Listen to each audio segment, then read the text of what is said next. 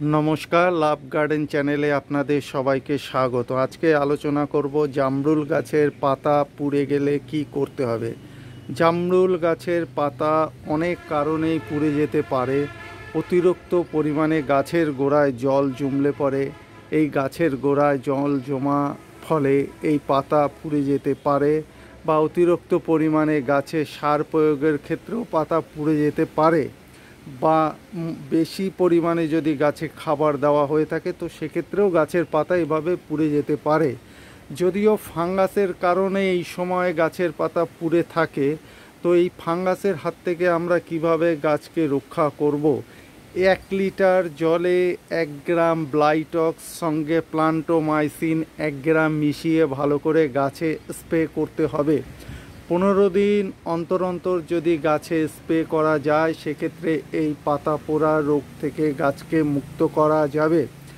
গাছে পাতা পোড়া রোগ যদি বেশি পরিমাণে হয়ে যায় সেক্ষেত্রে গাছ মারাও যেতে পারে।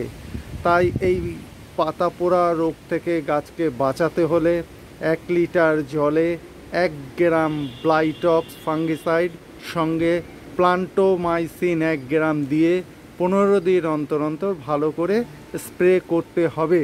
এভাবে আপনি যদি মাস 2 স্প্রে করে থাকেন তো সেক্ষেত্রে এই পাতা পোড়া রোগ থেকে পুরো নির্মূল হয়ে যাবে এবং গাছটি পুরো সুস্থ হয়ে যাবে, সবুজ পাতায় ভরে যাবে। তো ভালো করে আপনাকে এই জিনিসগুলো লক্ষ্য রাখতে হবে, কি করলে পরে গাছের পাতা পুড়বে না। আরও একটা বিষয় খেয়াল রাখতে হবে, গাছের গোড়ায় যেন অতিরিক্ত পরিমাণে জল না জমে। গাছের গোড়ায় যদি অতিরিক্ত পরিমাণে জল জমে যায় সেক্ষেত্রেও গাছের পাতা পুড়ে যেতে পারে।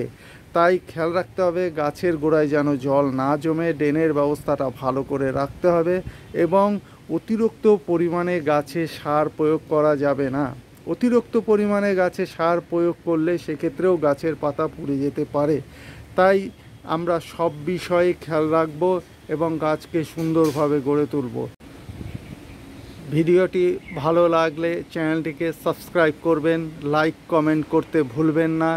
ভালো থাকবেন।